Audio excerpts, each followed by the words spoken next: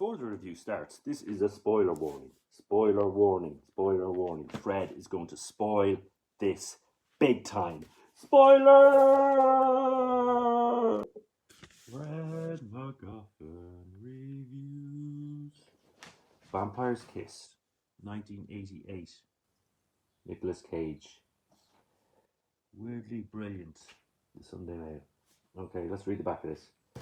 Nicolas Cage is amazing in this outrageous, it is outrageous, erotically charged thriller about a womanizing New York executive who becomes convinced that he's a vampire when one of his conquests bites his neck in the throes of passion.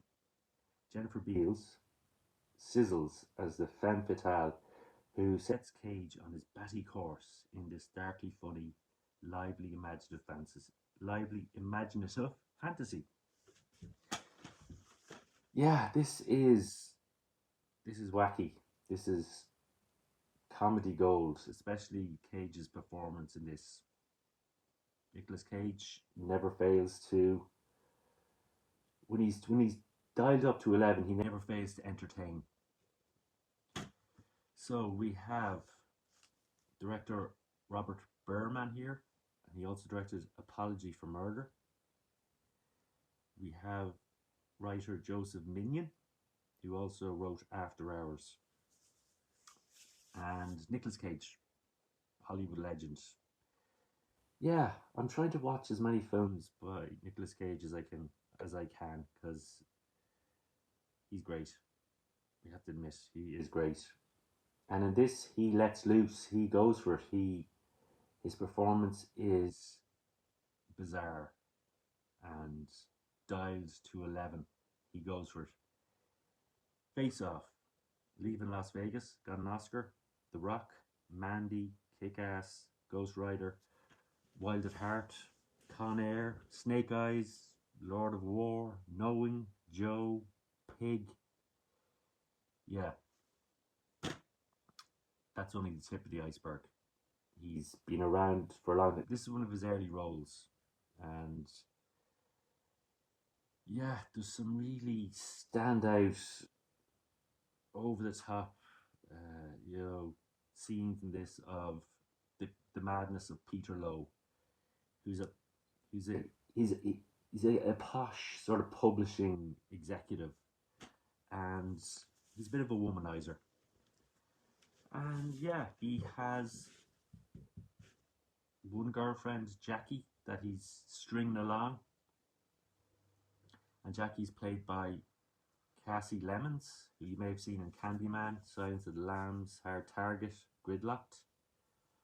And yeah, he's got a psychiatrist that we sort of have scenes with as well, as his madness gets more and more pronounced. Elizabeth Ashley plays Dr. Glazer. And yeah, this starts off with his therapist or his psychiatrist. He's saying that he had a woman back at his apartment, and by the next day he wanted her out of there as quickly as possible. Now when he has Jackie back at his apartment, a bat flies in the window. So I'm going to go through some of the strange occurrences in the life of Peter Lowe that maybe leads to his vampire obsession. Bat flies in, scares the girl away, scares Jackie away. He has a bit of a wrangle with it, a tussle with it, and leaves the apartment. And by the time he gets home, it's gone. And he says to his psychiatrist that he found this arousing, this fight with the bat. And I presume the psychiatrist thinks he's, strange. Maria Conchita Alonso plays Alva, one of the secretaries in his office, and he has her trying to find a file, the Heatherton file, that seems overly important. He explains how important it is, but as the movie goes on, the person that the file relates to Frank rings up and says, "It's not that important. Don't worry about it." But still, Peter persists to terrorize Alva into finding this file that she's problems with finding and hasn't got the time to find. But that doesn't matter to Peter. He he's he's like a boss from hell, a blood sucking boss from hell. Every person's worst nightmare. Poor Alva. You really feel sorry for her. Mary Conchita Alonso was also in The Running Man, Predator 2, Extreme Prejudice, McBain, and Colors. So we have that storyline running as well, with Peter just not giving Alva a break and wrecking her head over this file that isn't that important anyway. And yeah, he's a boss from hell as well as being a horrible person. Now, as the movie goes on, he meets Rachel at a bar, takes her back home, and we have scenes of her biting his neck. So it seems like we have scenes of her with vampire teeth, and that she's a vampire. So we're led to believe that this is a horror movie and she is a vampire, and his vampire delusions are real, and that's the feeling we get as the movie goes on. As the movie goes on, he sort of he treats Jackie very badly and stands her up on a date, and yeah, poor Jackie. He's a real horrible.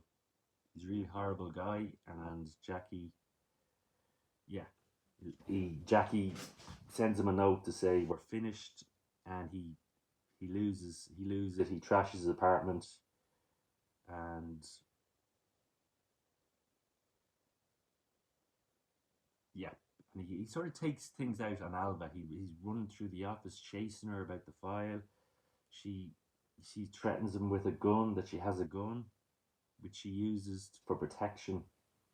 I don't think it's loaded, but she has a trip home on the subway that's a bit dangerous, especially the way New York is in the 80s, and she has an empty gun just to feel that she has something to protect herself with. Uh, so we're still going to scenes of the psychiatrist trying to deal with Peter, and he's telling her how important it is about this file, and how he feels that how stupid can someone be that they can't file it away properly, and that he's in this trouble with the file. And we still have flashbacks to Rachel, and that how important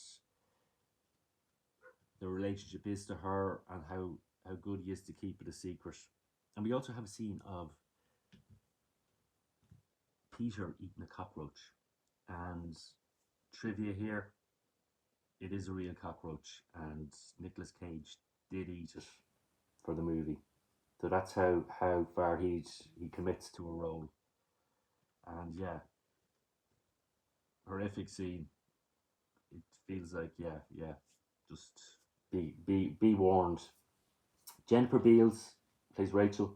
You've seen her in Flashdance, The Book of Eli, The L Word, Runaway Jewelry, Devil in a Blue Dress, The Bride, Four Rooms, TV, Taken, Swamp Thing, and The Book of Boba Fett. So great to see Rachel Beals in this. She plays a great vampire. And okay, so we're still. So Alva is just beside herself. She she can't deal with Peter anymore. She's out sick. She's trying to just take some time off, and Peter is so obsessed with this. He finds her address and travels to her house, pretends to be nice to her to get her to come to the office so he can terrorize her some more. And she stops at her brother's garage to get some bullets for her gun. that she carries, and she gets some blanks. And we have scenes of Peter not being able to see himself in the mirror. And eventually she finds the contract that he's been looking for and he's made such a big deal about. But we flash the scenes of Rachel in Peter's office drinking his blood again. He tells her it's too late, it's too late. And she chases her around the office and she fires her gun to scare him. And he attacks her. And yeah, I think this is the turning point. He attacks her and then we see him putting the gun in his mouth and shooting the gun. So he's become completely unhinged and yeah, wasn't a nice guy in the first place, and we lose any sort of I don't think we had any anyway from the start. He's a completely unlikable character, and this just completely seals the deal that he's a irredeemable character, and we couldn't care what happens to him from now on.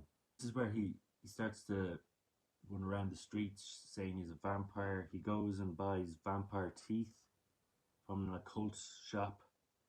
He can't get real teeth, so he gets plastic vampire teeth, which makes him look completely crazy. He tries to make an appointment with his psychiatrist as soon as he can. He's catching pigeons and bring them to his apartment and eating them. He's got a couch upside down in his apartment that he's using as a coffin. Goes to a club to find I don't know, to cause trouble, I suppose. And yeah, he attacks a girl in the club and kills her, and sees Rachel in the club and causes a scene and gets kicked out of the club. And he's asking Rachel, "Do you remember me?" And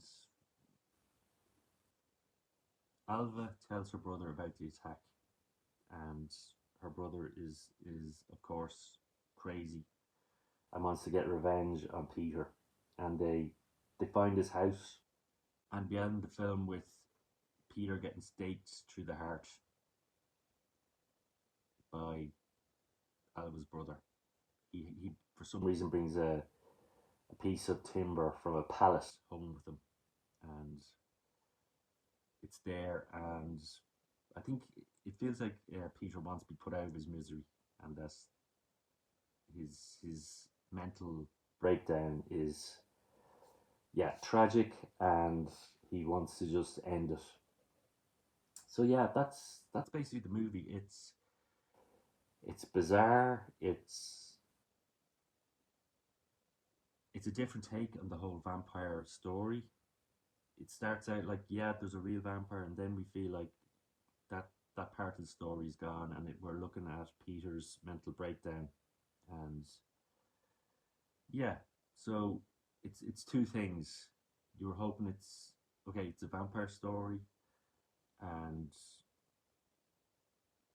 it'll go that way. That Peter will become a vampire, but it turns the whole thing on its head, where we're seeing that Peter is mentally unhinged, and that this is more of a tragic tale of a man who he doesn't seem to be able to get the help he needs, and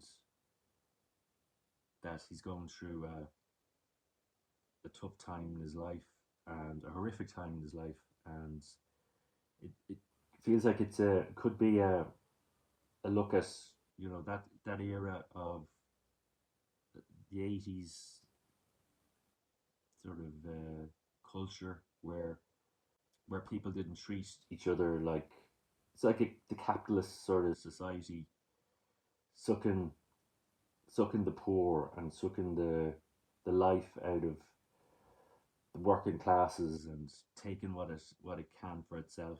So you can look at this a few different ways. You can look at it as a major comedy with Nicolas Cage's performance in this. He goes over the top at times, especially going through his ABCs. But it's definitely something you won't forget in a hurry. It's that type of movie. Probably look. I suppose you could call it a cult classic. I'd say people talk about the lines in this and Nicolas Cage's performance a lot. And yeah, there's a lot to take out of it. There's a lot of ways to look at it, and yeah, it's it's a very interesting film. Let's put it that way. And yeah, worth a look, I suppose. I'd give this a I'll give this a 2 out of 5. But look, I'm very close to giving it a 3 just for entertainment value and Nicolas Cage's performance. And yeah, look, Nicolas Cage does it again. He goes for it. His performance in this is definitely unforgettable, without a doubt. Vampire's Kiss. This has been Fred MacGuffin reviewing Vampire's Kiss with spoilers. Fred MacGuffin review.